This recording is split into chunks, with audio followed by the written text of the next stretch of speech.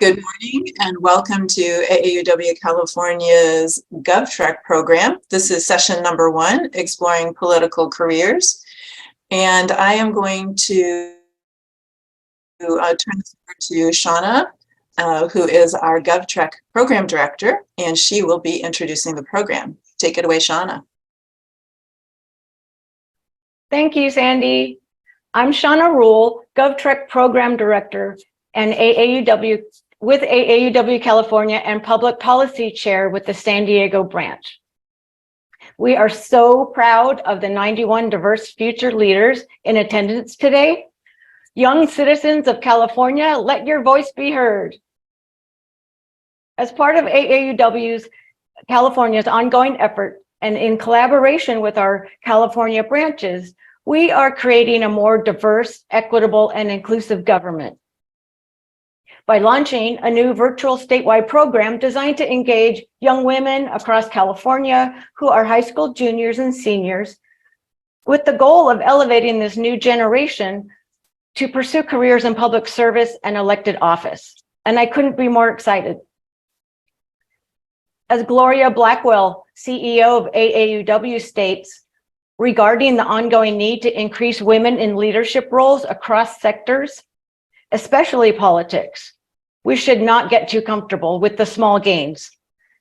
There's still a mountain to climb. According to the 2021 Citizen Political Ambition Study, among this new crop of potential candidates, the gender gap in political ambition is virtually the same size as it was 20 years ago. If anything, it has grown a little to 18 percentage points. Whereas nearly 60% of men have considered running for office, nearly 60% of women haven't. 36% of men surveyed considered themselves very qualified to run for office, and only 20% of women feel that way. By contrast, women are 3 times as likely as men to rate themselves as not at all qualified to run. Another study from the Center for Democracy and Technology revealed that Black candidates are over 4 times more likely to be targeted with violent abuse than their white counterparts. And women of color are 5 times more likely. Hispanics are the largest minority group in our state, yet represent less than 2% of elected officials in the country, according to an analysis by the National Association of Latino Elected Officials. While women across gender identity and sexuality spectrums lack proportionate political representation in the US, LGBTQ women are particularly underrepresented. While women hold about 1/4 of the seats in the House and the Senate, according to Represent Women, there are just 4 lesbian and bisexual women in Congress out of 535 members. Out of 7,383 seats in state legislators across the country, just 98 lesbian, bisexual, and transgender women are known to be serving. So despite their successes in so many arenas, women still underestimate their ability to lead. And we're lacking representation. That's why AAUW is so focused on creating programs to enhance women's leadership skills and to remind you that you are capable, you are qualified, and you're entitled to lead. We believe in training and empowering women to lead. And in this program, GovTrek, students will engage in interactive and inspiring activities with exposure to women legislators, career options, and the inner workings of a political campaign. The program will culminate in a group competition to create a realistic campaign simulation. And finally, girls will learn how to change the world. If we want more women in leadership, this is how we start. I couldn't be more excited for the launch of our new GovTrek program. So let's get started.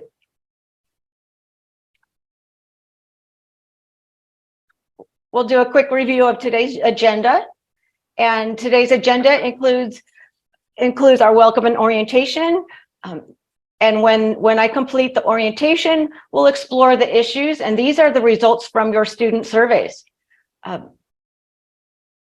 And then we'll go into our breakout room, our first breakout room activity, And here you'll meet your campaign teams for the first time.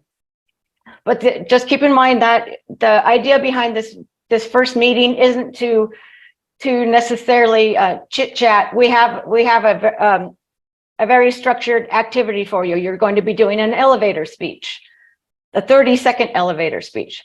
When we get back from the activity rooms, we'll have our panel discussion, and this is a Women in Leadership Careers panel.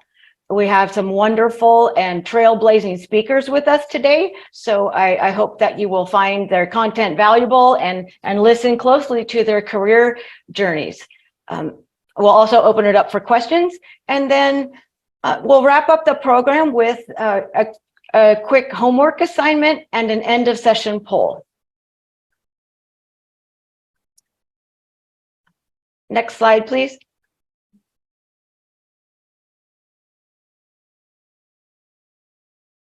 With 118 branches and over 9,000 members statewide, AAUW California facilitates California branches in meeting the vision and the mission of AAUW by providing programs, education, and resources.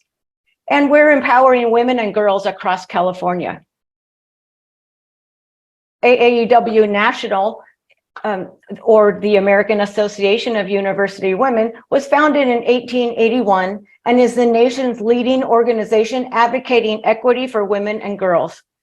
Its national membership of 170,000 members and supporters seeks to advance equity for women and girls through research, education, and advocacy. People of every race, creed, age, gender, sexual orientation, national origin, and level of physical ability are invited to join. Our journey together to explore careers in public service and elected position begins with a special welcome. I'm honored to introduce the first female speaker of the U.S. House of Representatives, Nancy Pelosi. A speaker has tremendous influence on what legislation is passed in Congress and is second in the line of succession to the presidency. Speaker Pelosi's many legislative accomplishments include passage of the Affordable Care Act, and last year, the biggest climate change measure in U.S. history. The New York Times has said that she has, quote, sealed their legacy as the most powerful woman in American politics to date. We are privileged to present the Congresswoman from San Francisco, former Speaker Nancy Pelosi. Good morning. It is my privilege to send warm greetings to future leaders from the Golden State participating in the new GovTrek initiative.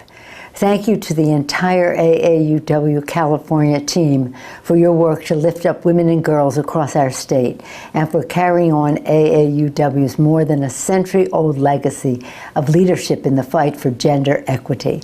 And thank you to the many young women participating in this program who will go on to change the world.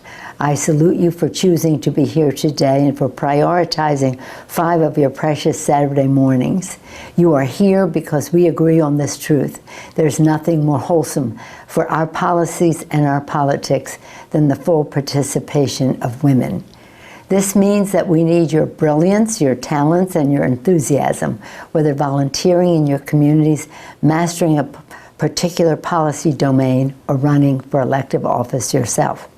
Indeed, when I came to the Congress in 1987, there were just 23 women out of 435 members.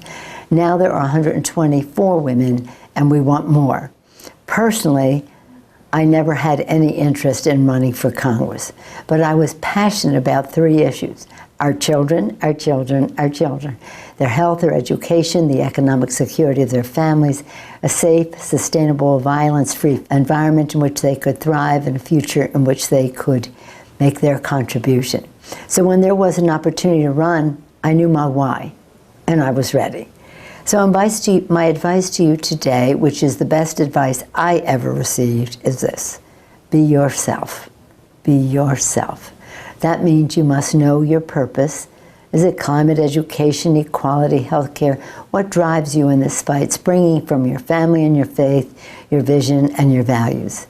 That means you must be ready. ready to step up and seize the moment to serve whenever it arises. And that means you must know your power. Each of you has great power, a unique way to spark change. Have confidence that the individuality, the authenticity of you is your greatest strength. Thank you for your courage and your commitment to pursuing public service.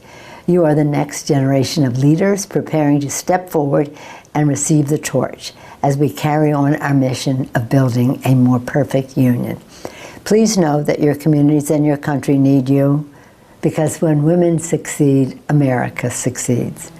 Best wishes for a successful program. Thank you.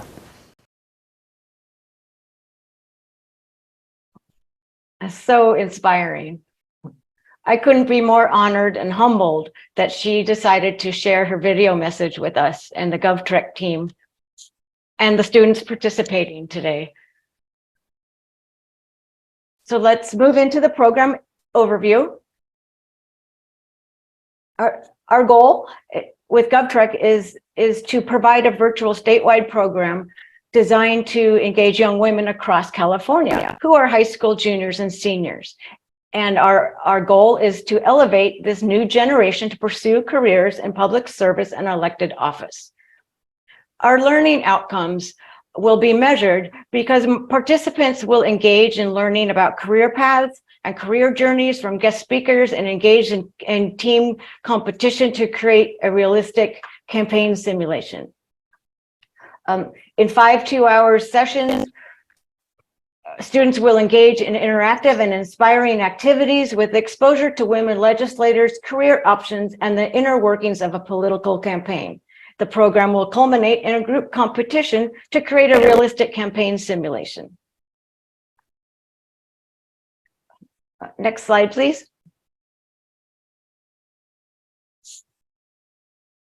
So you have a context for the entire program. We'll cover each session quickly. As we stated, we'll offer 5 Saturday 2-hour sessions, except for the finale and campaign competition, which will be 2.5 hours.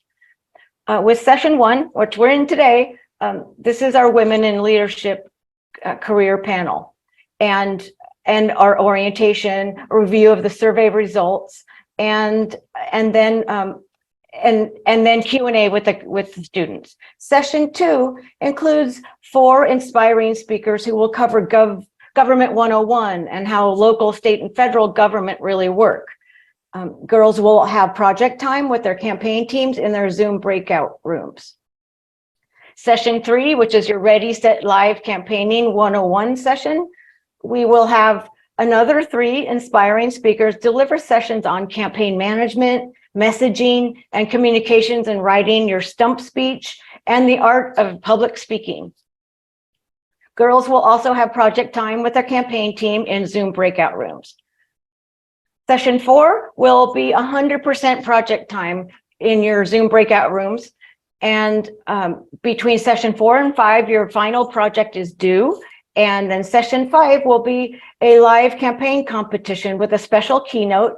And the 8 teams who have made it to the final round will play their campaign videos, engage in live Q&A with a panel of industry judges, and winners will be selected.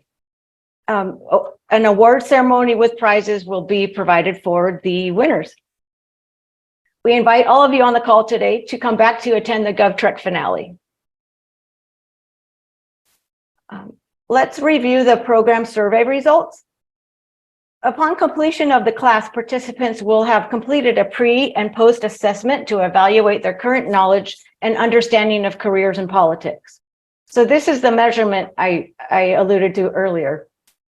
We think this will be a key indicator of the impact of our program. How would you rate, we've asked girls, how would you rate your level of understanding of possible careers in public service or elected office? And currently only 29% or so rate their understanding as a 4 or 5 out of 5.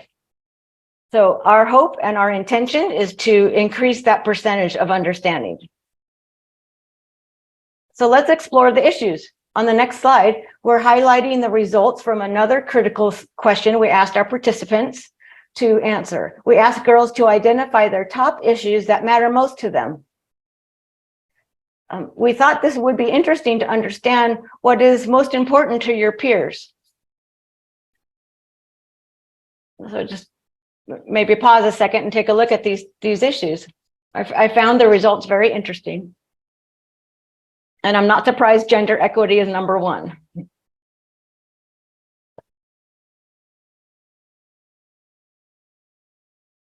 Okay. So at this point, we will open it up for any questions that the students might have about anything, about the program, about what we've covered.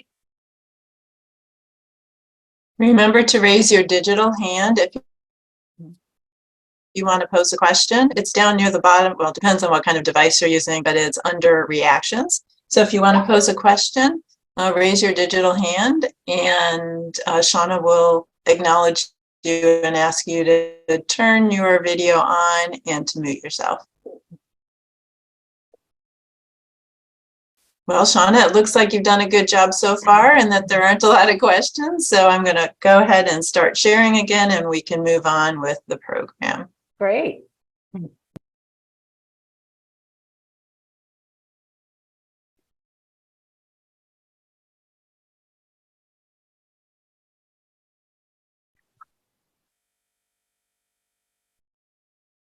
All right, so we're actually scheduled to go into our breakout room right now. So let me quickly review what's going to happen here. This is an opportunity for you to engage for the first time, girls, when it'll be a 10-minute breakout room activity, and you'll meet your campaign teams. Again, as I mentioned earlier, it's your opportunity to deliver an elevator speech and share your top 2 issues. So you'll first, once you get into the breakout room, please turn your camera on, and so that everyone can see you, and share, take the first 1 to 2 minutes to write your elevator speech or organize your thoughts. The 3 elements that you're going to include is share your name and where you're from, state your top 2 political issues, and then explain why you would like to address these issues and make a difference. If you're not familiar with what an elevator speech is, it's a speech to identify yourself, say what your goals are, and to engage the listener with a question. You should conclude with what you would like from the listener. The challenge is to spark the interest of the listener and leave them wanting to help with an ask. Now, we're not going to have you have an ask at the end, but typically these are used in business or in government, and it's a way to introduce yourself quickly to someone before asking for their support. So I want to give you a quick example of one, and then we'll head off into our breakout rooms. And again, to remind you, you'll have 1 to 2 minutes to write yours or organize your thoughts. You might want to take a picture of this really quickly or a screenshot so that you know what those 3 components are. Oops. Oops, sorry. It's okay. So let me give you a quick example. Like, I'll model my elevator speech. It's a shortened version. So, hi, I'm Shauna Rule, and I reside in San Diego, California. I'm a Microsoft and TD Ameritrade alumni. I currently serve as the executive director of We Connect the Dots, a tech education and workforce development organization serving economically disadvantaged youth nationally.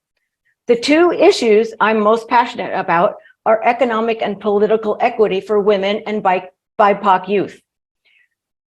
Why would I like to address these issues? Because our opportunity to compete in business and in government are limited compared to others who are not socially disadvantaged. I'm done. That's it. I'm here. Okay.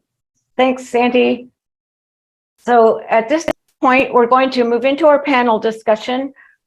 We are 6 minutes past time, so let me do a quick introduction, but we are honored to welcome 5 accomplished women leaders serving in various public service and elected office roles, who have joined us today to share their career stories and inspiration with you.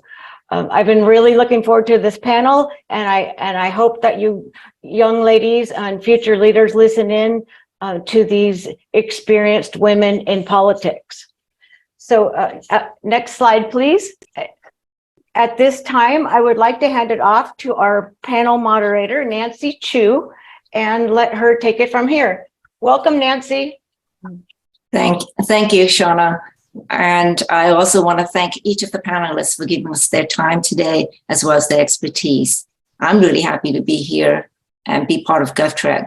Since I retired as a practicing lawyer, GovTrack has been one of the most exciting and intellectually stimulating projects for me. And gender equity, of course, is really important to me. And GovTrack's goal to encourage more young women to consider careers in elected office and public policy making positions really is something very close to my heart. So let's get started and meet the panelists. Each panelist will be doing a self-introduction.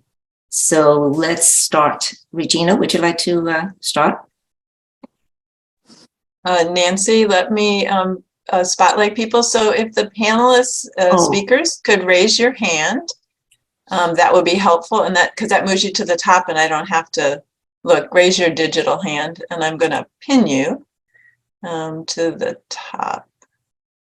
Okay. There we have 1, 2, 3, 4. And Nancy, can you raise your hand?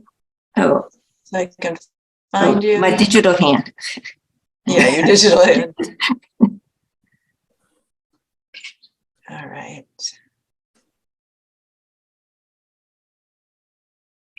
Oh, is that a way? It's near the, well, it might be near the bottom. Yes, I looking, oh, here we go. Let me see. I should. Let's see if I can find you over here. All right, let me see if I can.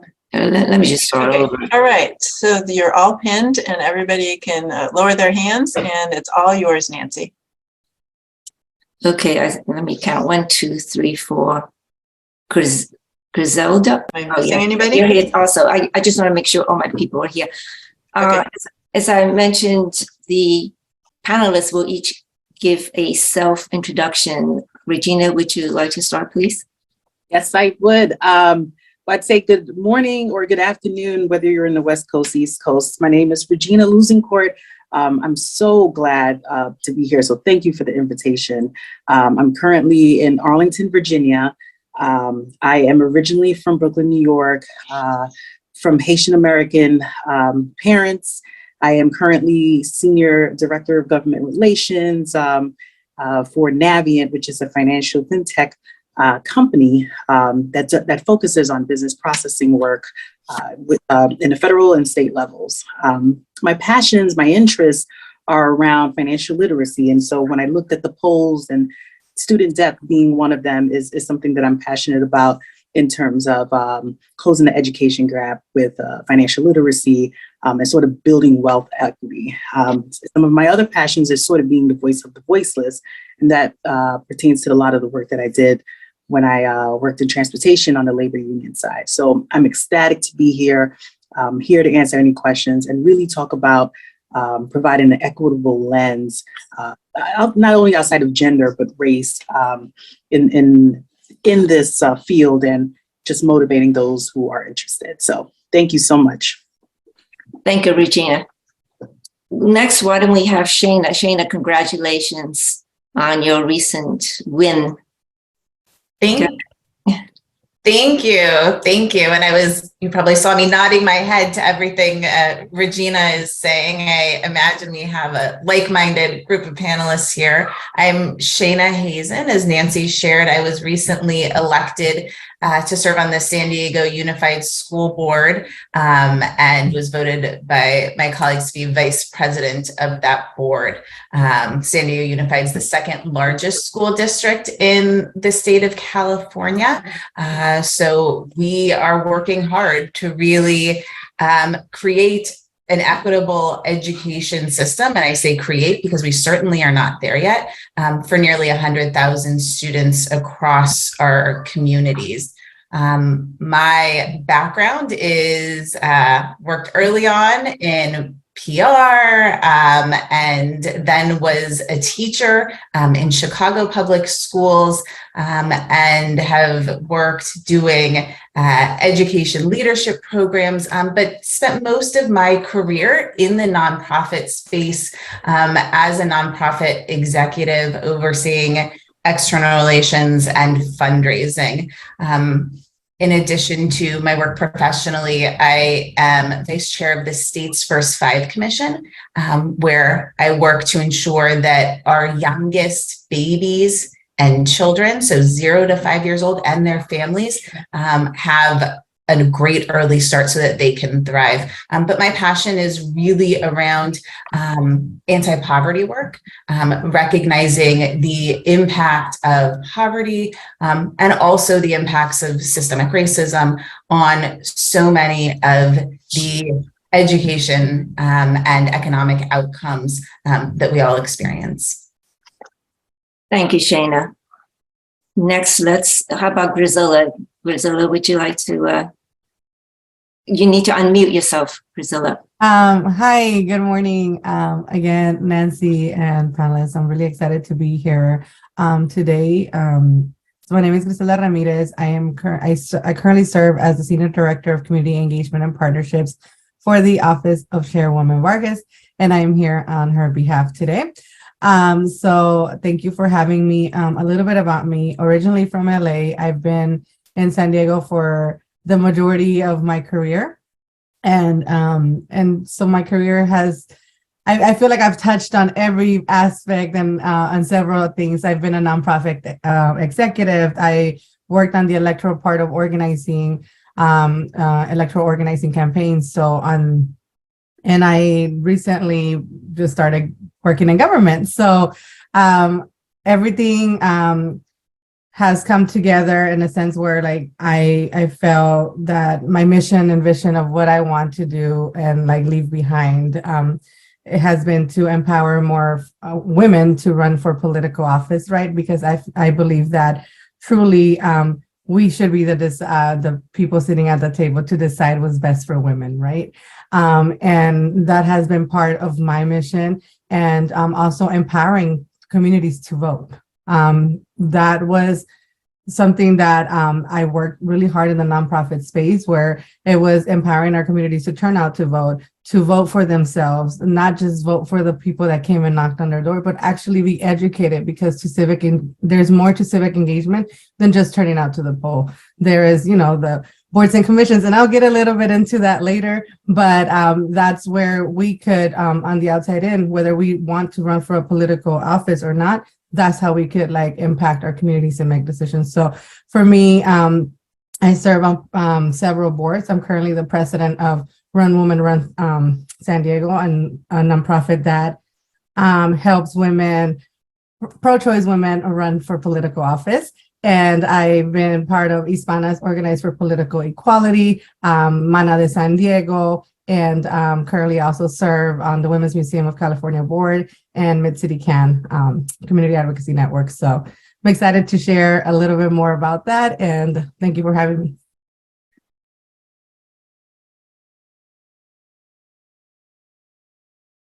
Nancy, I think you're muted. I'm sorry, Ellen, would you like to unmute yourself and Sure. Hi, everyone. My name is Ellen Montanari, and I'm so excited to be here. I'm the Deputy Campaign Manager for Congressman Mike Levin, who represents North San Diego County and South Orange County in Congress.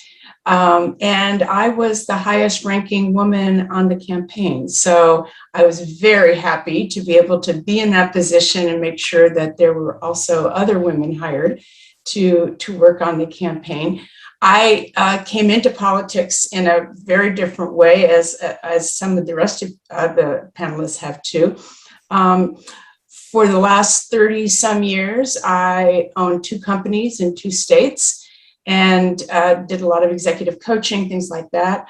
When I started my career back when I was 18, I went to college later, I was the first woman manager for a shoe company. So being the only woman is not new to me, and I am so excited to see all of you interested in public service or becoming an elected official or whatever it is that your passion is. Even though those were part of my career path, I've always been passionate about a couple of issues, and this will show my age, was reproductive rights, because I was around when Roe v. Wade first was enacted, and that was very exciting. So reproductive rights is a big issue for me, and so is quality childcare. Thank you, Ellen. Last but not least, Kathleen, our own AAUW Advocate and Lobbyist. Kathy. Hi there. I'm Kathy Van Osten, and I am, as Nancy mentioned, I am AAUW California's lobbyist. So what that means is I work here in Sacramento. I work directly with the legislature and administration, staff, elected, appointed officials, et cetera. And it's been an interesting journey getting here. I was a military brat, so I went to 13 schools before I graduated high school. And I think that was sort of the perfect training for a life in politics, because you are consistently pivoting, consistently adapting, studying, trying to understand who's doing what, and you know, where the work really gets done. I started working in the Capitol when I was 22, and I was going to work for a year and go back to school and then go on to law school. I was given a bill to work on and absolutely fell in love with the process. It was so fun to be able to shape policy and hear what people had to say and try to fix their problems within the bill. So I got hooked and I never left. So I worked my way up through the Capitol, through the ranks. I ended up as the director of the Senate Democratic Caucus. I did go out and I did campaigns. I had worked on media. I wanted to understand media better, so I went to a public relations firm for a couple of years just so that I could understand how local and statewide campaigns really work. So that was interesting, but I found my real passion is policy. And so when I left there, long story short, I came out to lobby back in 1998. And I have to tell you, it is one of the most satisfying professions that I think you can have. I represent kids in foster care. With AAUW, I'm representing women's issues, reproductive rights, pay equity, some really exciting issues. And it's sort of like juggling issues. If you've got ADD, it's a great career for you because you're constantly changing. Like every 30 seconds to every 5 minutes, you're having a different conversation on a different subject. And so it's really exciting. So I'm really happy to be here because I think that women make the absolute best policymakers. There's a lot of compassion, a lot of thought that goes into it, and a lot less ego. So I'm super happy to see all of you here, and I really wish you luck. And I think we've got some great future leaders here in this room. Thank you, Kathleen. So let's get right to the questions. Shana, why don't we start with you, since you just freshly got off the campaign trail and was very successful at it. What are some of the challenges that are particularly more burdensome to women in what you do? And what countermeasures that might be taken, or what did you encounter, if anything, and how did you handle it, overcome it? Sure. Yes, I'll speak to that. And full disclosure, right? Real life. I'm a mom. There are loud children behind me. So if anybody hears that, just want to honor that we are all wearing lots of hats all the time. I did experience what I would say was maybe subtle forms of sexism. And I'll give you an example. I took this campaign, I think as anybody should, very seriously. Worked hard to do all of the things that I needed to do, from messaging, communications, fundraising, doing my homework, being prepared. And the perception, and I think probably accurately, was that I was polished and well put together, which I think is a strength, right? We all want to be polished. We want to be put together. We want to present well. But those words were used. And actually, there was a podcast where two male reporters were talking about my race and talking about me and my opponent, and described all of these things that I had done and the way I was running this campaign, and said, how well put together she is may just be the thing that sort of like does her in, essentially, right? Like that it's a shortcoming in some way. And I thought to myself, would they ever say that about a man, right? I've never heard anyone say, gosh, that guy, he's just too well put together and too polished. Yet we say it, maybe not we, people say it about women. And for me, I think we all sort of come to expect these things, and we experience them in different ways throughout our lives. And it was recognizing, hearing it, and also just being able to move through it, because I think we always have choices, right? Do we call it out? And how? I reached out, I did say something to the reporter, but you've got to keep working. And also, all of this work requires us to have a thick skin. Thank you. That is very helpful, I think, and thoughtful comments for all of the students. Anybody else want to give us an example? Griselda? I kind of want to chime in on this. Not necessarily about me, but I've been in, in different political spaces, but where I've seen it most, it's been, in our current position, right? Like I for example, my boss, Nora Vargas, is the chairwoman of the San Diego County Board of Supervisors, the chairwoman of SANDAG. So, she's breaking the ceiling technically for a lot of us, a lot of Latinas, and she's the first Latina to hold these positions, right? Such positions. But what I've noticed at the beginning of, after she got elected, was that we're sitting with other supervisors and at a table, but everybody refers to her as Nora, not Supervisor Nora, not Chairwoman Vargas. It's Nora. But then you have like a male politician and they're like honorable or supervisor or senator. But with women, for some reason, they forget that, they also hold that title, that they work really hard to get there, right? And it was just something that started like kind of just like pivot in my head. And I'm like, why is that happening? But I just think that people are not used to seeing women in such positions. And, even though we're making strides to getting there, there's a lot of work to be done. But that, that's one of the examples that I feel that people are not used to it, right? And like they're always going to question a woman's leadership somehow. Mm-hmm.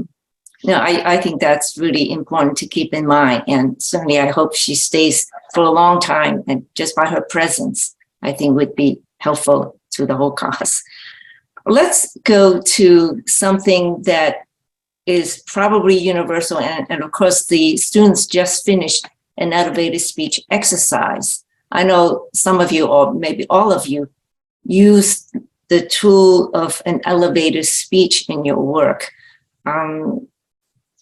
Would any of you like to address some tip or something that you would give as advice to the young audience members that we have, and when they are considering a future in the field we are talking about, that they could use, like an elevated speech or some concrete tool?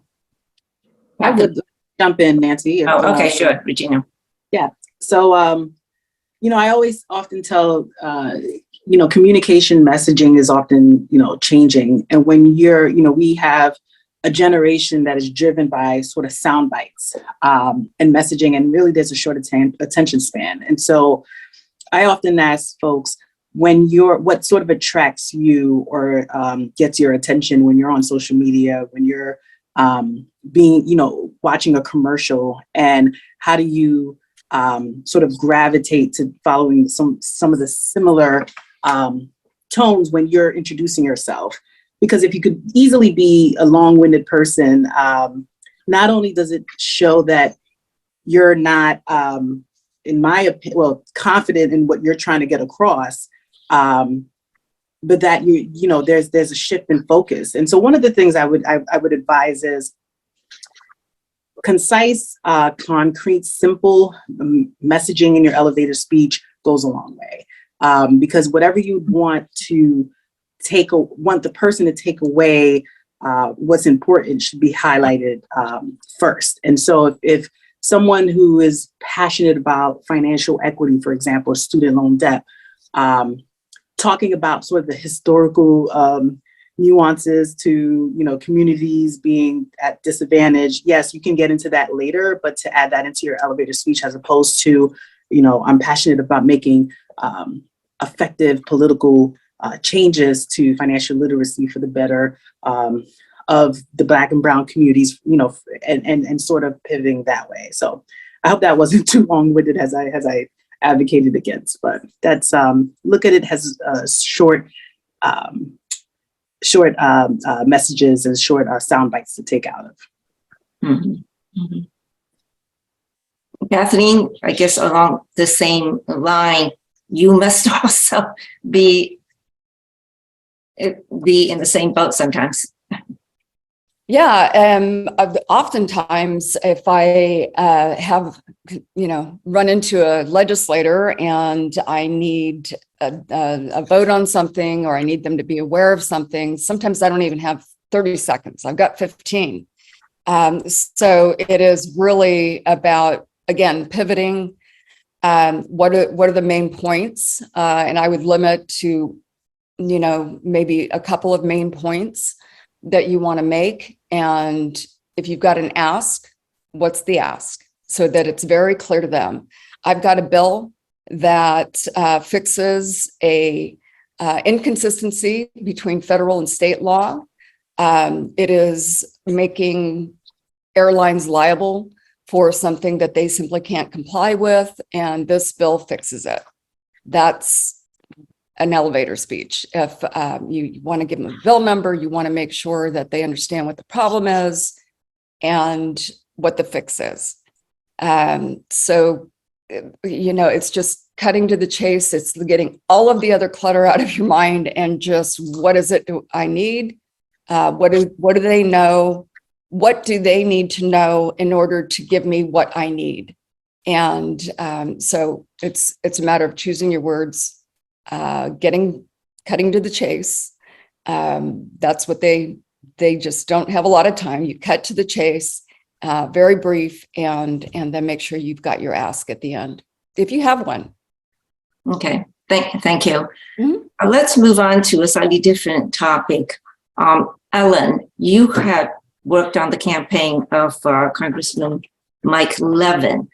I wonder if you could tell us how important is having local elected office experience before going to the state or federal level elected office, and whether experience at the local level is mandatory.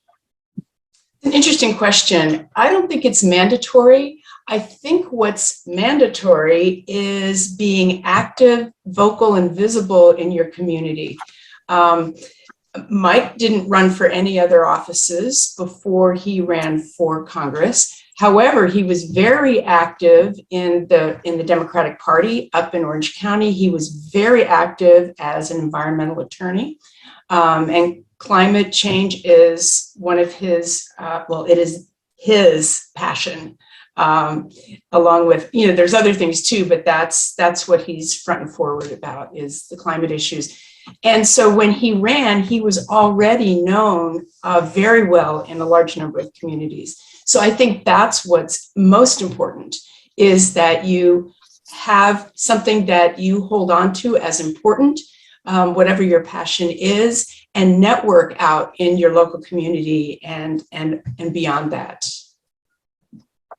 Okay, thank you. Let's go to a broader question. in terms of what you may be aiming for. Let's go back to Shana. Since you are starting off in your career in an elected office, is there any particular dream that you have or goal, anything that you're on a mission to accomplish? Yeah, like where do I start? There are many, but I think, in a nutshell, what my dream is, and I would say, the dream of my fellow trustees and our superintendent, within our district, is to really do the work so that demographics are no longer correlated with student outcomes, right? And so you might call that equity, but for me, that is what the work is about, so that every single child and every single student can reach their full potential. That's my dream, and that's what I'm working towards.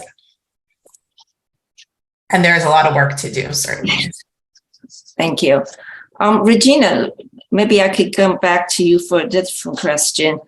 Could you please share what you think is one of your biggest challenges that you face along the way? I know you have a child.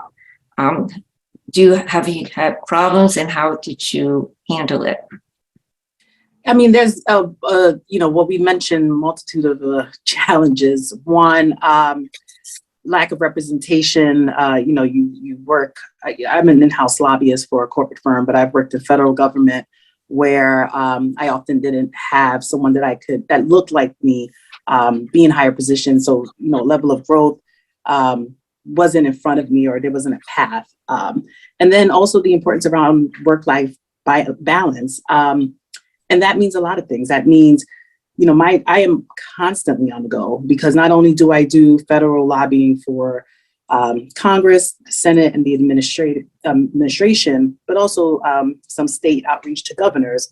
And so that means I'm constantly going to meetings, flying in and out, and also staying on top of my 11-year-old schedule, right? And my own personal mental awareness. And I don't think we talk too much of that. I've experienced and witnessed many of my peers putting their own dreams of having a family on hold because they don't see a path to balance both, or see a path that allows them to do it effectively so that they can, what they define, be a good parent or be a great lobbyist or political activist. And I think there needs to be more of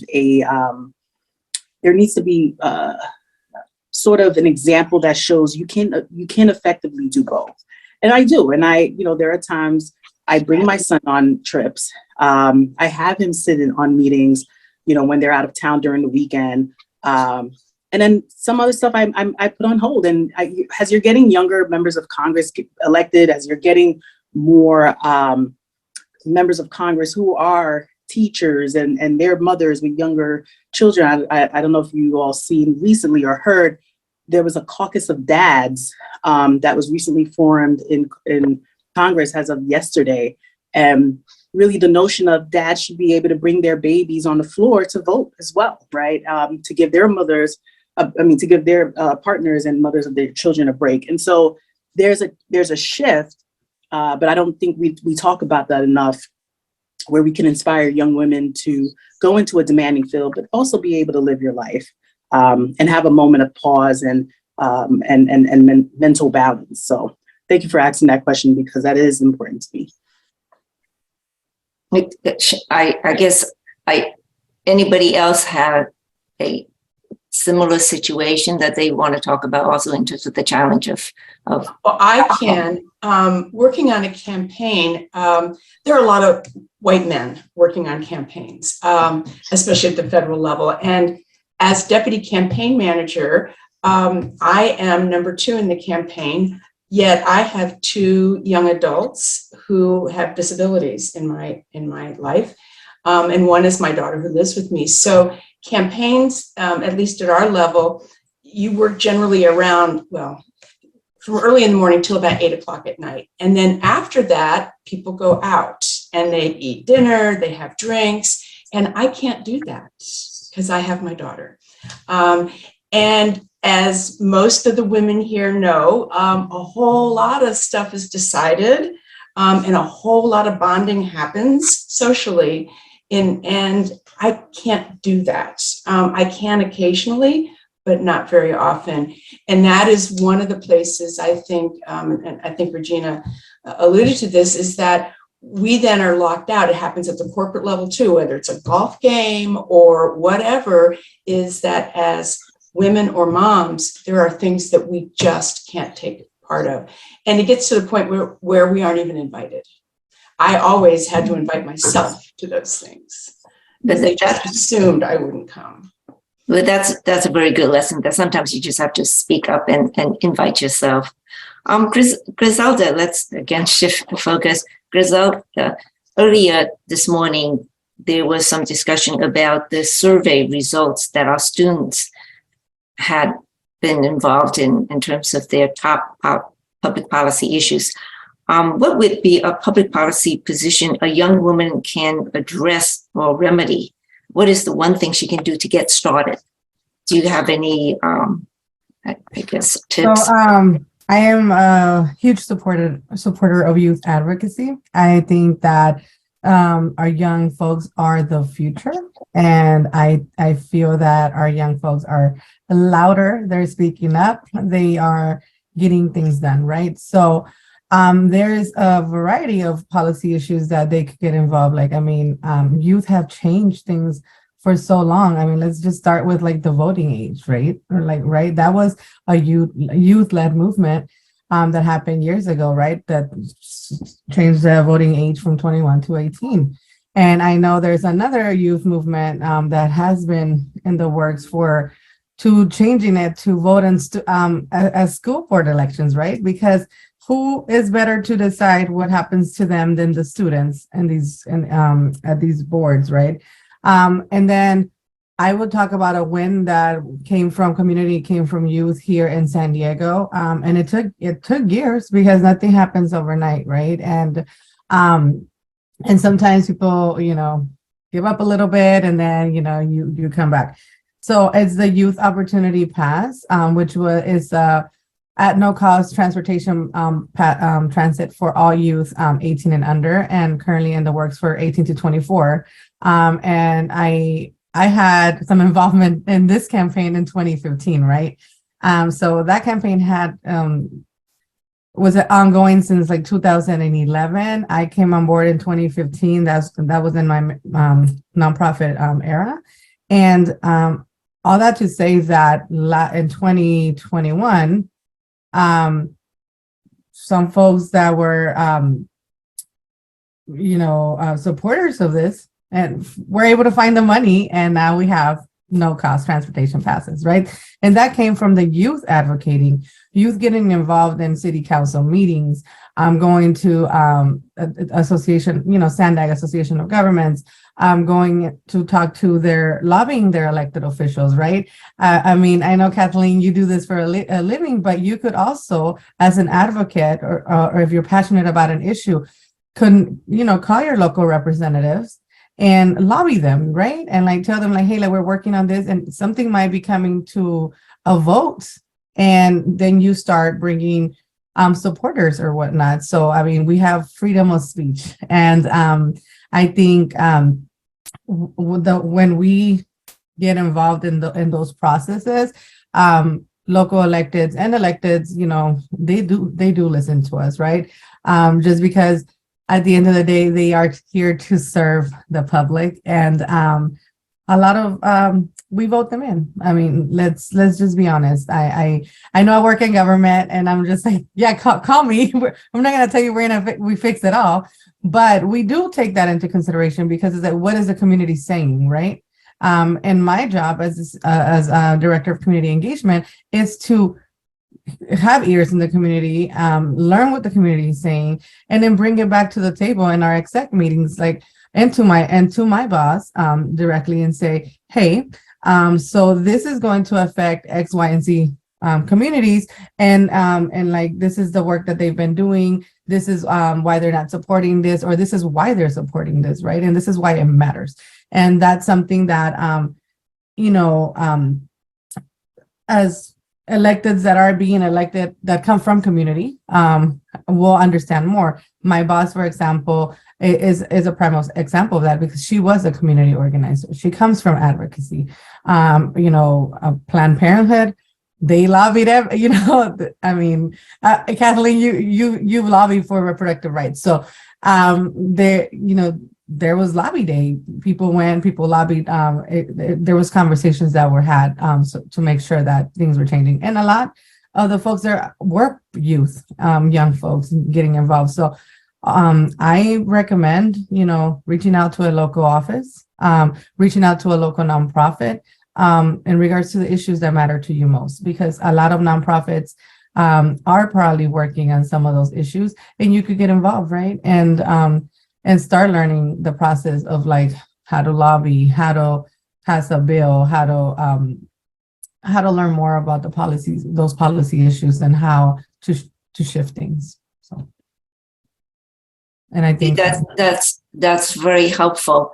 Let's follow up on that in terms of reaching out and try to get involved. Ellen, I know you've, in your capacity, have had the duty or the opportunity to look at a lot of the resumes of people looking to have a position, either paid or unpaid. Maybe you can share with the students what they need to do to have a winning reach out or a winning resume. Oh, that is really simple for me. I look at dozens of resumes every week. Not so much now because we're not big in the election season, but certainly as we get closer, and for someone in Congress, that's every 2 years.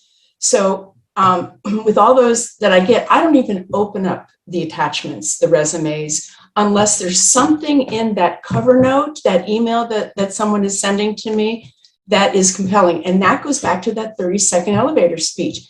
Tell me why I should click on that Word document or PDF that is your resume.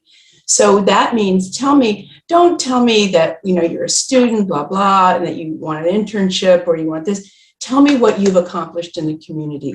Tell me that your passion is gun violence prevention, and this is what you've done in your high school to help further that awareness in the students. Talk to me about if you participated in voter registration booths or whatever. So tell me what you've accomplished, and think about that 30-second elevator speech. I am not going to open up somebody's resume unless there is something truly compelling in that note. Now, that being said, because I said this earlier, there are a lot of young white men who want to be in politics and view this as their stepping stone. If you're a woman, I am going to look a little bit more closely at it.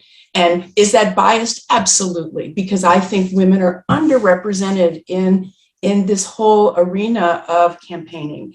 So I will look at yours if you do that. But if you want to really make sure that I'm excited about you, then make sure in that note you tell me what is the burning passion that you have. Don't tell me that you just graduated and you're thinking about a career in this. Everybody says that.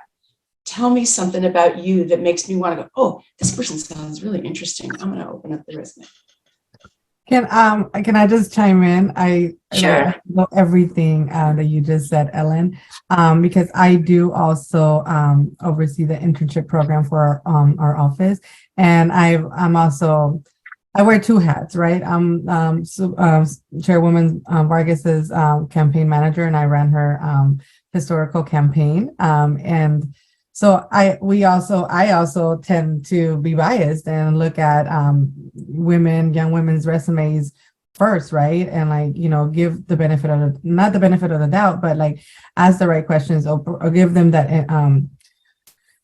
interview or that call, because I myself was very shy, and I I used to always cut myself short because I felt like, oh, I don't have that experience. I don't have enough, like, I don't know that, and it was just this place where it was just me against myself, where I was like, I need to learn this, I need to learn that, and I need to learn this, or so that I could be fully qualified, right?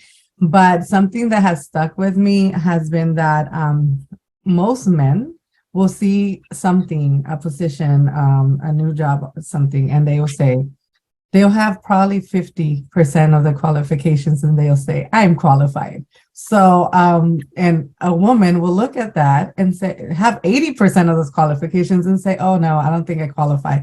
That's the difference there, right?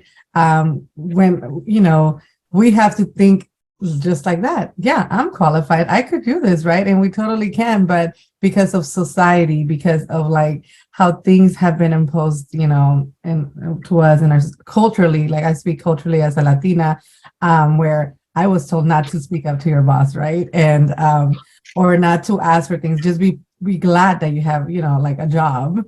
And but like that has changed, right? Like we have to advocate for ourselves. If we don't, who else will? So, I am very equitable in a sense where I feel that, like I'm helping out, like I'm giving back in the sense, because I know that's how it was for me when I was young. Okay. And Nancy, I'm wondering. Go ahead. I mean, I love both what Ellen and Griselda just shared, and I see some connections, even to the previous question around youth advocacy and getting involved. And, we heard Ellen saying, I don't care that you want to do this, or you care, you're thinking about your career, but what have you done? And, I've done previous in my career, did a lot of work with youth and brought youth to Sacramento and helped them and saw them lobby. And youth can be incredibly effective, particularly because it's novel, right? We don't see a lot of high school students who are lobbying elected officials or either Sacramento, locally in Congress. So you stand out. And I think also you're willing to be more honest often and put more on the line than adults are. And so I encourage you to do that. But if you're hearing what Ellen's saying and thinking, well, I haven't done enough, I would encourage you to think about, how do you create those opportunities for yourselves? And I can give you an example.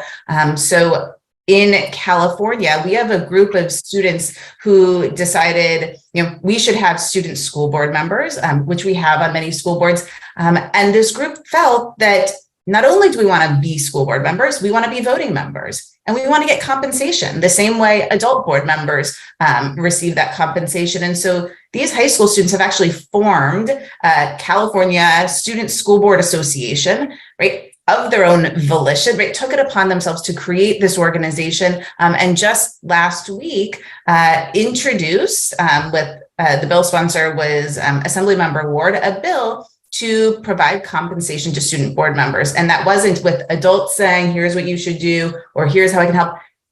Students just did it. And so I encourage you, if you have an idea, and if the space doesn't exist for you to advocate for that idea, create that space for yourself. Thank you. That's very helpful. Along the same line, Kathleen, you can probably share with us experiences in the many different hats you've worn in terms of advocating, how you can be on the other side instead of sending a resume or organizing people. How do you directly address somebody in terms of what your ask is, what you are trying to ask them to do, sort of like a job interview or that type of situation? So when you're lobbying, you always need to know how much time you have. First of all, do you have 30 seconds or do you have 20 minutes? And are you running into somebody at a reception? So I think I really loved what Ellen was saying about experiences. The sooner you can start networking and get out there and meet people, not only in your community, but meet your elected officials. They love to meet people and they love to meet young people. And they love to foster and facilitate, young careers. So I would say that's a good start. When I go into lobby, you need to know basically your word is everything. Members up here learn very quickly how somebody, if they are not detailed with their information or they give them bad information and they find out later that it was wrong, you're pretty much cooked. Because it's just people, they know they can't trust you. And when you lose somebody's trust, it's very hard to get that back. So it's really and the other thing is also understanding where they're coming from. What are their views? What are their concerns? I've got a bill I'm trying to get set in Senate Judiciary Committee. I know this chairman has concerns about something that is in my bill. And I've got to make the case why the language that's there needs to stay there. So I am going to pull out my best arguments, the strongest arguments. This is going to pull the deal apart. We're going to have, supporters who are going to oppose the bill, what have you. I mean, we've got, whatever the reason is, you want to make sure that you articulate that. Why is something a good policy? Or why is something not a good policy? I believe Elizabeth, who had said earlier, one of the issues that she cares about is homelessness. Well, we've spent billions of dollars on homeless issues over the last few years. And since 2020, homelessness has gone up by, depending on who you're talking to, 6% or 20%, depending on who you're talking to. And I think we've all seen it. But youth homelessness has actually gone down by 20%. So why is that? Because the state started to invest money in specifically addressing youth homelessness, which is a different population than your regular homeless folks. So if you're going in to talk to a member about housing and what we need to do and how do we get the homeless off the street, know that information, be aware of it and identify, know what it is that's working, know what it is that you're trying to sell isn't a good word, but you're trying to persuade members or legislators or city council members or school board members.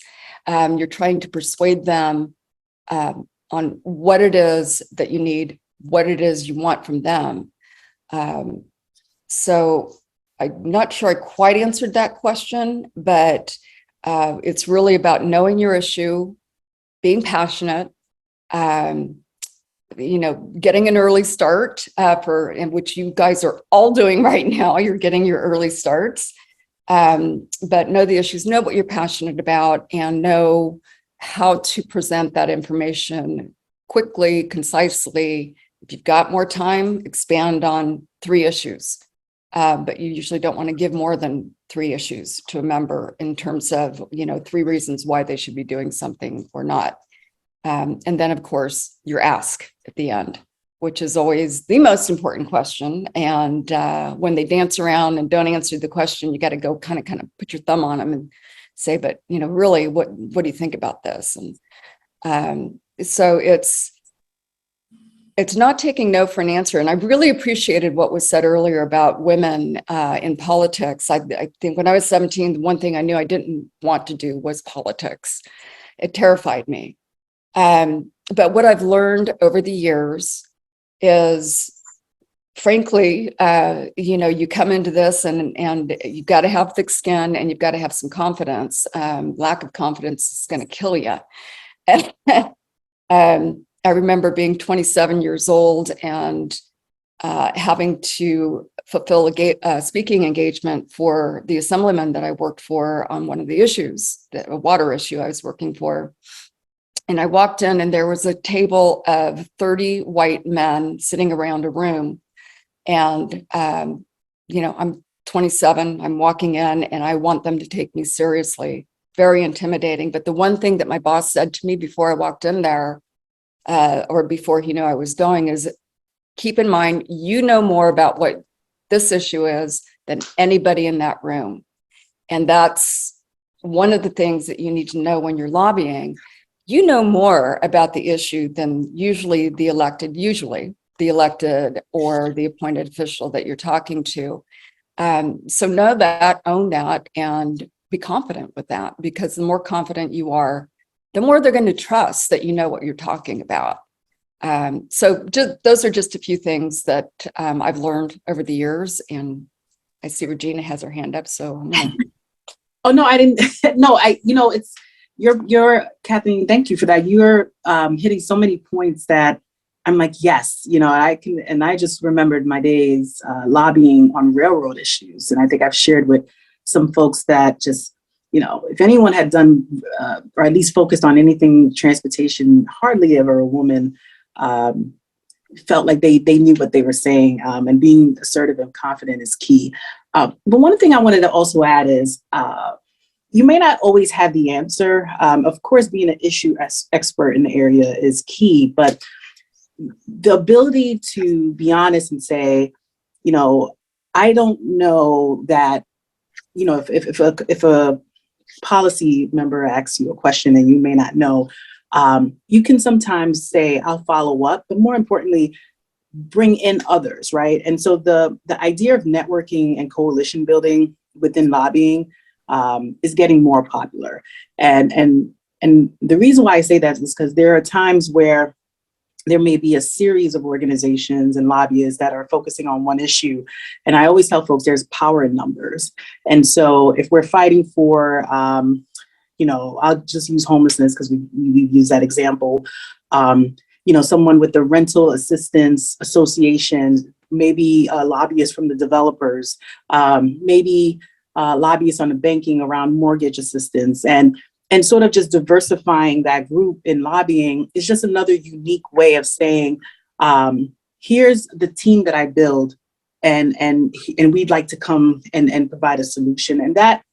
And the reason why I want to focus on that, because there's key in networking and sort of building your connections as it pertains to lobbyists. One, policymakers see you as a change maker, as someone that can lean in on experts. And that's very attractive to them.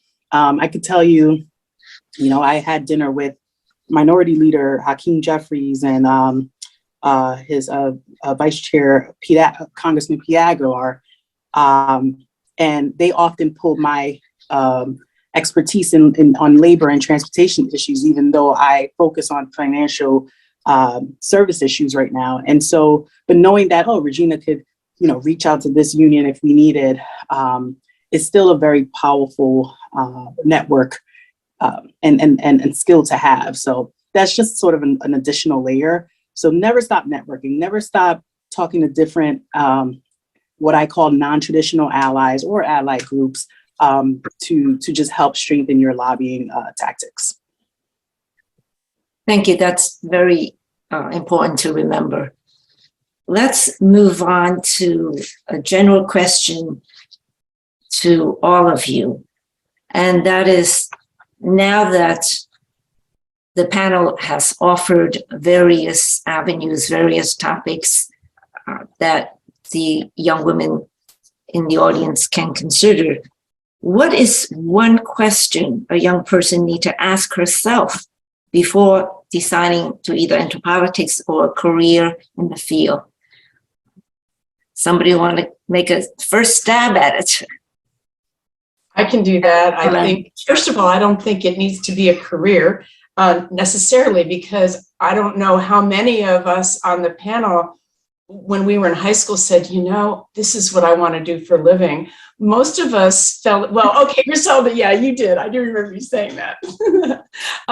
But I sure didn't. I mean, geez, when I was in high school, you didn't even want to know what I was doing, and it wasn't anything related to politics. I was having a good time.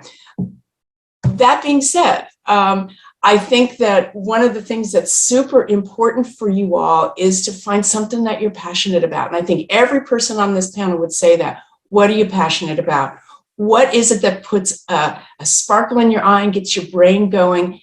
and follow that. Now, if it ends up like for me, those things were never a career, but they were an avocation. It was something I did along with, I volunteered on boards. I was out there marching and things like that. But it was not what I did for a living. That came many, many, many decades later. So I think that if you know what it is that you are passionate about, that's what's going to get you going in whatever area of public service you choose.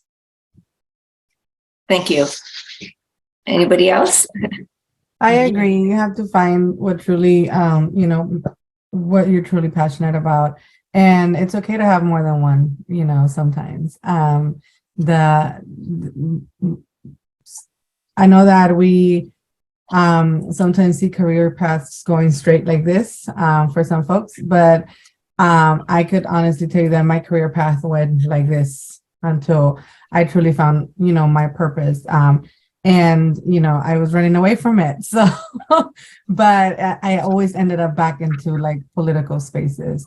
And so that was my passion. Like as a little girl, when someone told me a woman couldn't be president, I took that to heart and I was like, oh, let's make this happen. So, and look at us now, right? First woman VP. But anyways, just know, it's not like a straight long shot. Sometimes it takes a little longer, to find, your passion. So it's not a race. I want you to like take, if you take anything from here that I said, take that. It's not a race. And I always tell this to the young folks that I've had, the privilege of mentoring, right? And I say a privilege because it's an honor when someone like, comes and is asking questions and, they're like, oh, I know you're busy. I'm like, no, but I'll make the time. This is what, like fills me. So just don't be hard on yourself, find your passion, ask questions, and find a mentor, find someone that you look up to. And guess it's not, no one, I'm not saying like people are busy, but some people will make the time, right? And they'll connect with you. And no one, I know that I would, answer an email and connect with someone if they're asking me for an informational interview or just to connect with me for a cup of coffee or by Zoom. So just reach out. Don't, that's my advice. Ask the questions and don't be hard on yourselves. I would, Nancy, just really quickly, I would say, never stop learning. I did a presentation recently and someone said, well, what have you learned? What's your lessons learned? And I'm like, lessons learned is that I'm still learning. You're never an expert, I think, in a craft, in an area, if you're not learning. Things change, information is growing, getting better expertise out there. And so just constantly be knowledgeable and be inquisitive and just have a sort of a niche for learning. And I'd also add, people say assertive. I say just to develop a level of grit, meaning don't be afraid to take risk. I'm such a risk taker. When folks found out that I was leaving the transportation field and going into a field that I had never really done deep policy work in financial services. And I said, they're all connected in an equity lens. And, for me, you need be able to have access to get to work, to get to a financial success in your life. And that was a strong risk. And people tend to stay in a linear direction, and that's fine. But you can also be a risk taker and be diverse and really a multi-happening person in this space. So those are my two. Learn, be a learner, stay learning, and then have a level of grit. I always tell, like Kathleen says, I have alligator skin, and so, and if anyone felt alligator skin, it's on a beyond level of tough. So, but yes, that's all. Well, thank you. And Shanna, yeah. Shana, yeah, I'd like to add, I think often we ask people, what do you want to be when you grow up? And for me, it's more about the why you want to be and how you want to be. And so I think it's really thinking, as we've heard, right, what is your passion? What are those things you care about? What is the change you want to see in the world? And I think by making choices through that lens, you will get where it is, I think you want to be, you need to be, but I think so often we think about the what, right? What is that job?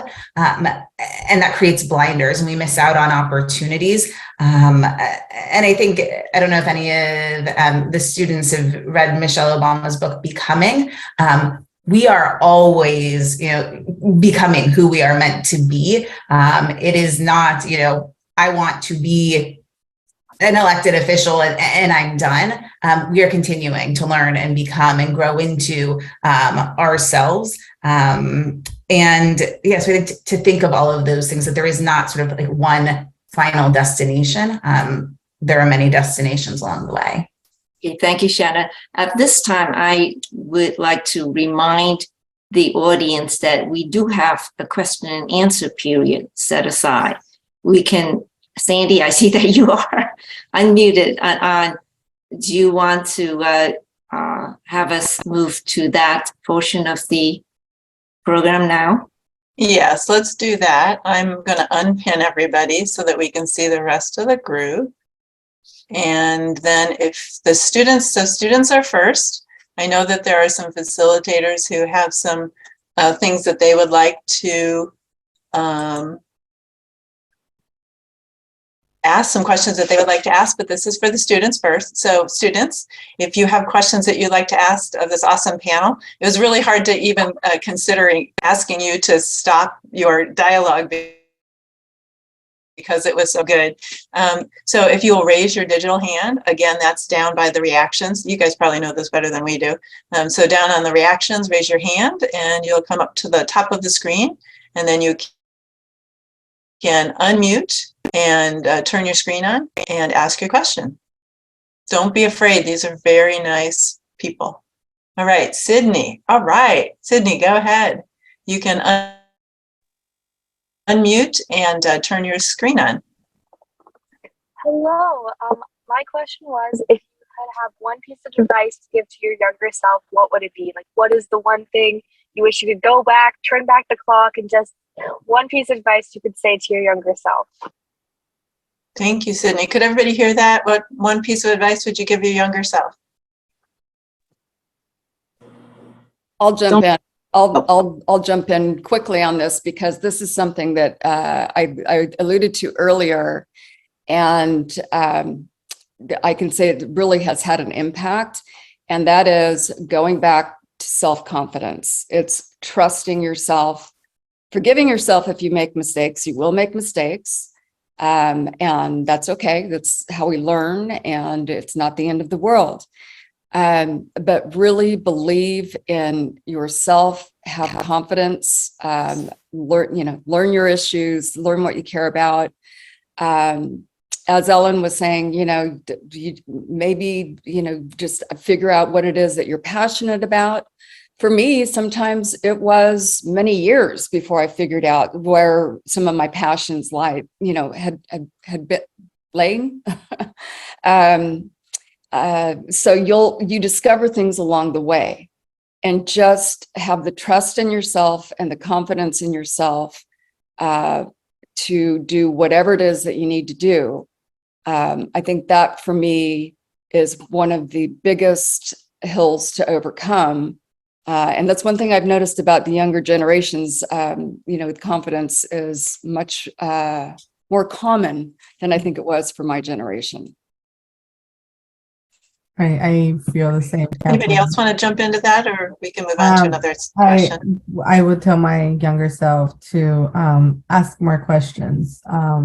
If I'm sitting in a space, raise my hand and just ask those questions, because I felt for a long time I was in a loop of like, oh, I just, I was going to say that, but then somebody else said it, or and it was just me to stop second guessing myself. So you know what you know, and like Kathleen said, you're the expert in some of these subject matters. So just ask the questions and don't second guess yourself.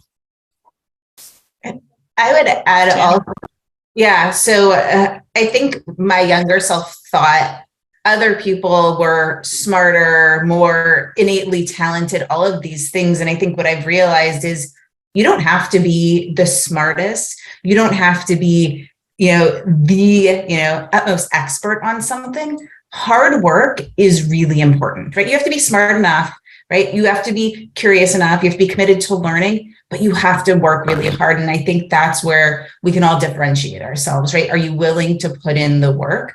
That's what makes a difference. And I think, take a risk and ask the question, right? If you don't ask, you don't get, right? So if there's something that you want for yourself, that you think you are qualified for, ask for it. The worst thing that's going to happen is you'll get a no. And the best thing is you actually get what you want.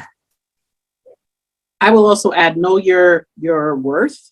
And I'm going to say it, know how much you're worth in salary and in pay. I went out of grad school and it was the year of the recession, and I was just so desperate to grab the first job. And I remember working for a state rep, and he said to me, why didn't you ask me for more?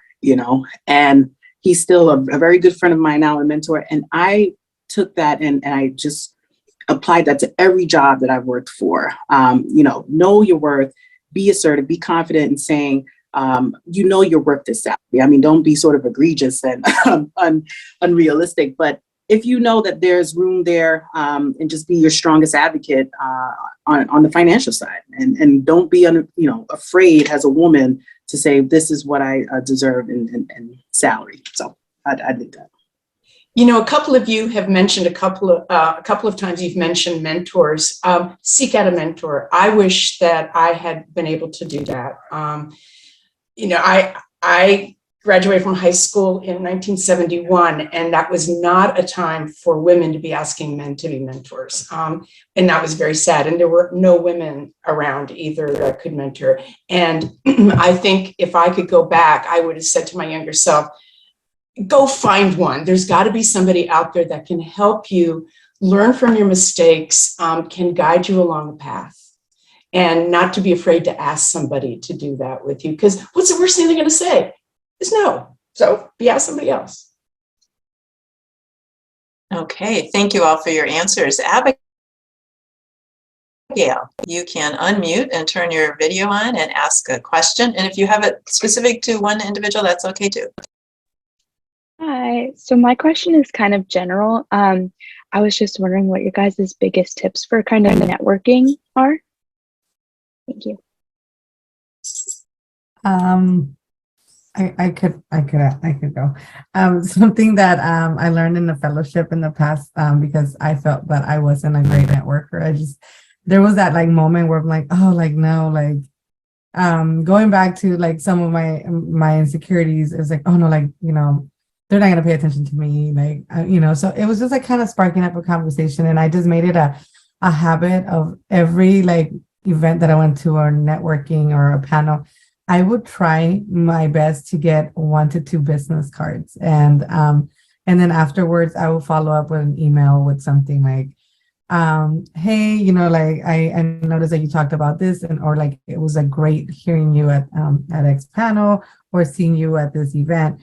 And I just kind of got in the habit, and I still do it. I honestly still do it. I would, either on LinkedIn, I was like, oh, I didn't get a chance to talk to you, but I wanted to tell you that, this really impacted me. I think recently the executive director of the UCLA Policy Institute had a panel somewhere, and I just made it my way to talk to her about something that I was kind of geeking out on, right? It was just I was like, oh my God, I just love that you talked about this voter engagement stuff. And I talked about my work in 2016. And so we just connected on that. And then now she, we've started this relationship, and I've connected with her on several other items. And she actually came and spoke at something for my boss recently. So it's just making that connection and following up. It could be intimidating, but at the end of the day, you'll get that business card. So I create a list from it. I do that. I kind of created an Excel, and then it's just okay, I met this person here or there. And that has helped me also with campaign management and looking for work or boards or whatnot, or just like, oh, I know this person in this sector, so I have to reach out to them if it's in something to relation to our office or whatnot.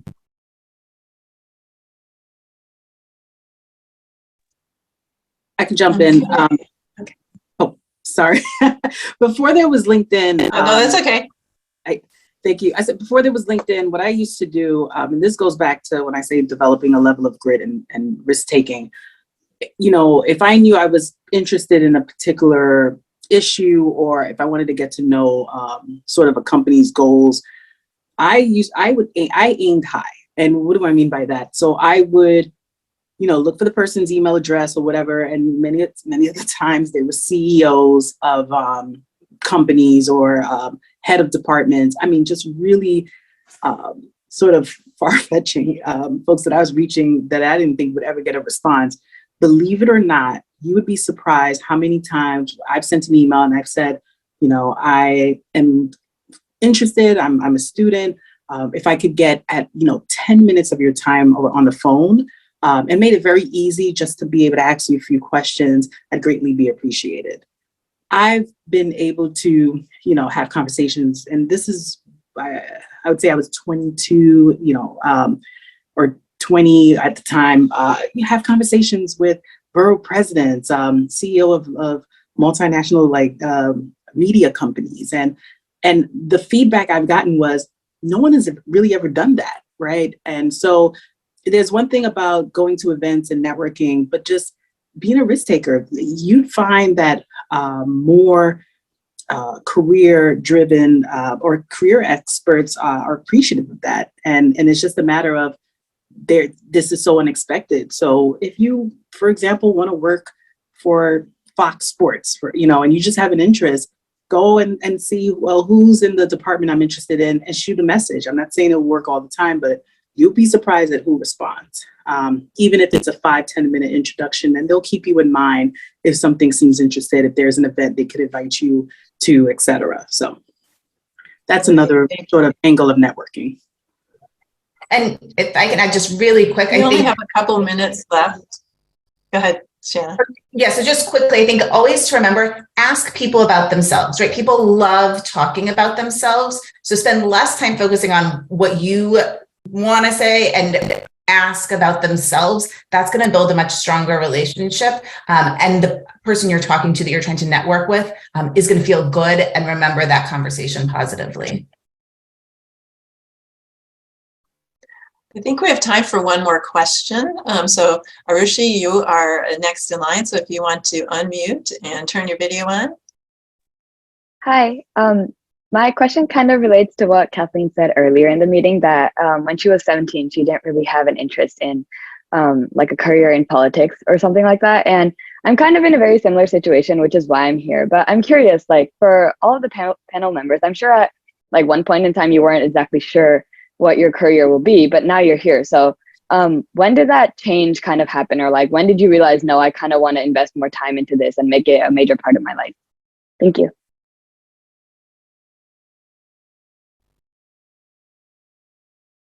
Well, I'll jump in.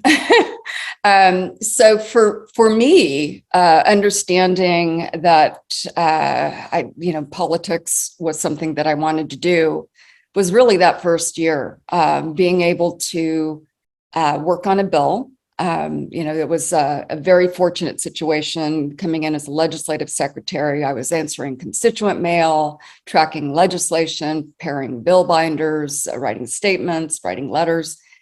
But it was when I started working on a bill that I got absolutely hooked, and learning that I could have an impact on policy, that I could actually have a hand in shaping what the law looks like. That was pretty exciting for me. And over the years, just being able to, again, speaking to the mentors, I have been so incredibly fortunate. I have had some of the best mentors in this business in California that I've worked for or have befriended. So it's been helpful. It's important to recognize it and build on those relationships, and those always will get you through. Having people that you can call and say, "What do you think about this?" or "How do I go about getting this done?" What would you do? Having those people in your life, it can really make a difference.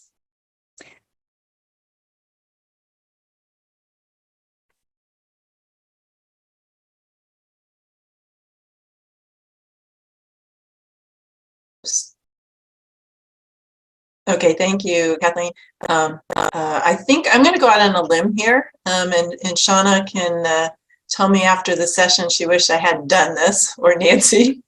But for the four of you who still have your hand raised and we don't have time to get to your questions live, if you would put them in the chat, we'll see if we can answer them. No promises, because I'm making a statement for our speakers who may have other things that they need to attend to. So if you want to go ahead and take an opportunity to do that and just put it in the chat, and we'll get those to the GovTrek team.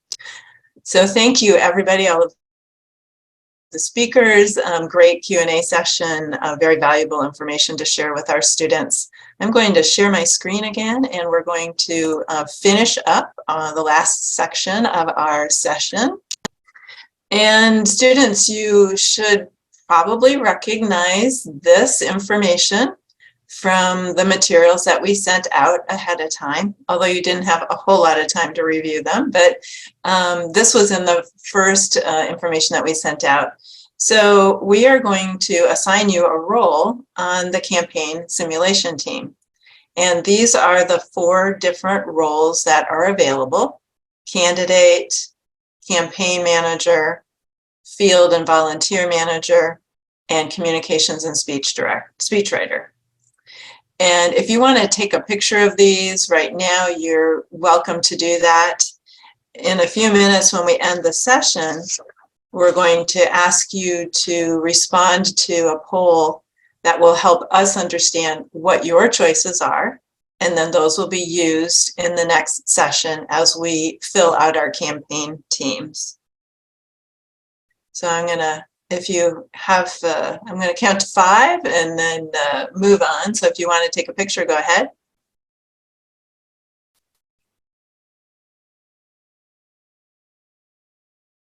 Okay, I counted to 6, but we'll move on. All right, so what's upcoming? We have a little bit of homework for you to do today. The first one for you to consider is find either an online or in person public meeting and attend it. Look for something that you care about. It can be any place in California. Zoom is a great option these days to be able to go and explore in areas outside of your local community, or you can look in your local community. You might consider Board of Supervisors meetings, hospital board. Remember your passion. So what groups meet to talk about the topics that are important to you, and look for any public meeting that you can attend so you can get a sense of what those meetings are like and a little bit of experience under your belt to pull back into this session. The second thing we'd like you to do is right after this session, when you exit the Zoom, you're going to see a screen that looks somewhat similar to the one on the right that says, please click continue to participate in a short survey. So we want you to click that blue button. And this is where you're going to pick your campaign role that you would like to play in the competition. So you want you to click on your link, and it's also going to ask you some information about the speakers today. Our facilitators, speakers, GovTrek team may also click on this link and fill it out. We won't ask you what role you want to play since you won't be on a team. There will be a question in there that says, are you a student, participant? Are you a speaker or a facilitator or a member of the GovTrek team? And if you don't choose a student, it will bypass that question. So you can also tell us what you thought about the session today, the speakers, and what worked for you. Our next session is on February 11th. and that's going to be on women's leadership and political participation. It will also be by Zoom, and we will pre-register you like we did for this session. So sometime in the next week or so, you'll get an email from Zoom saying that you've been registered for session 2. We will also send you a reminder or a reconfirmation the day before the session. So on February 10th, you'll get one. We'll also include the link to register in that in case sometimes it goes to your spam and you can't find it. You can re-register that morning if necessary. Wanted to let you know that all of the recordings and class materials are on our website, and they're under student program materials, and Shauna asked me to show that to you. So I will do that momentarily. But first I wanted to say thank you to everybody who's participated, our speakers, our facilitators for helping manage the rooms, the team behind the scenes managing the chat. Thank you very much for your participation. I'm going to stop this piece here, and let's see if I can go to the website.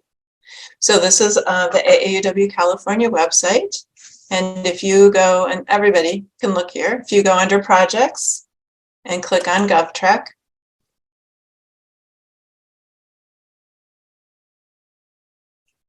near the bottom of the page are the program materials. So you want to go under Student Program Materials and click on it, and it'll open up.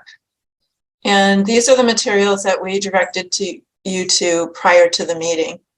And at the bottom, there'll be a link here for each session. So if you click on this, you'll see that the materials for today are already loaded, and we will load the recording after we process that. Give us a couple of days to do that so we can get it loaded up onto the website in order for you to look at it. And with that, I'm going to stop sharing, and I'm going to turn it back over to Shauna in case you have any final comments that you'd like to make. Thank you, Sandy. I just want to take a moment to thank all of our wonderful panelists for sharing your career stories with the girls today and with the adults on the call. I know that I was inspired, and I couldn't be happier to have you join us today. And thank you for inspiring the next generation of women leaders. And to the girls on the call, we will see you in 2 weeks. Looking forward to our journey together over the next 4 Saturdays. If you have any questions, you can send email to govtrek@aauw-california.org, and we will be sure to respond to you as soon as we can. So thanks again, and have a great weekend. I would also like to thank